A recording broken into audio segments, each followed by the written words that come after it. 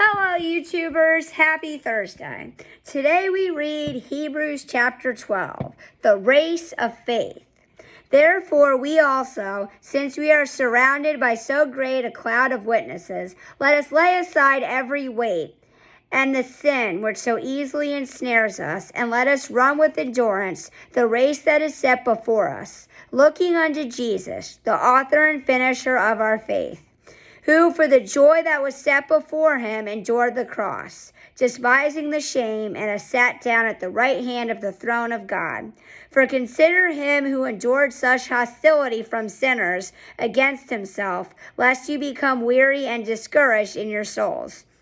You have not yet resisted to bloodshed, striving against sin, and you have forgotten the exhortation which speaks to you as to sons.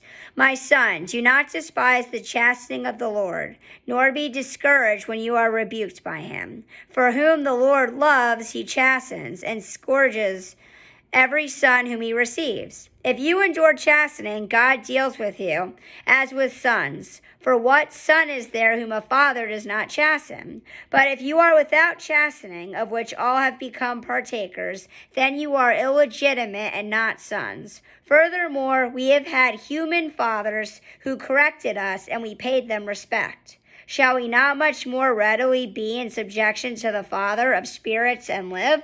For they indeed for a few days chastened us as seemed best to them, but he for our profit, that we may be partakers of his holiness. Now no chastening seems to be joyful for the present, but painful nevertheless. Afterward it yields the peaceable fruit of righteousness to those who have been trained by it. Therefore strengthen the hands which hang down and the feeble knees, and make straight paths for your feet, so that what is lame may not be dislocated, but rather be healed. Pursue peace with all people and holiness, without which no one will see the Lord, looking carefully lest anyone fall short of the grace of God, lest any root of bitterness springing up cause trouble, and by this many become defiled, lest there be any fornicator or profane person like Esau, who for one morsel of food sold his birthright. For you know that afterward, when he wanted to inherit the blessing, he was rejected, for he found no place for repentance, though he sought it diligently with tears.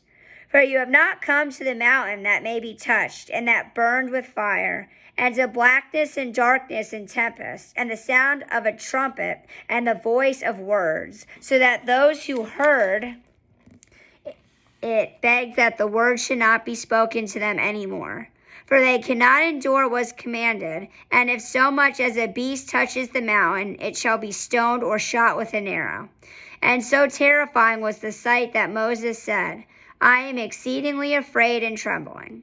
But you have come to Mount Zion and to the city of the living God, the heavenly Jerusalem, to an innumerable company of angels, to the general assembly and church of the firstborn who are registered in heaven, to God the judge of all, to the spirits of just men made perfect, to Jesus, the mediator of the new covenant, and to the blood of sprinkling that speaks better things than that of Abel. See that you do not refuse him who speaks. For if they did not escape who refused him who spoke on earth, much more shall we not escape if we turn away from him who speaks from heaven, whose voice then shook the earth, but now he has promised, saying, Yet once more I shake, not only the earth but also heaven. Now this, yet once more, indicates the removal of those things that are being shaken, as of things that are made, that the things which cannot be shaken may remain. Therefore, since we are receiving a kingdom which cannot be shaken, let us have grace by which we may serve God acceptably with reverence and godly fear, for our God is a consuming fire. Have a good night, guys, and I pray the peace of Jesus Christ with you all.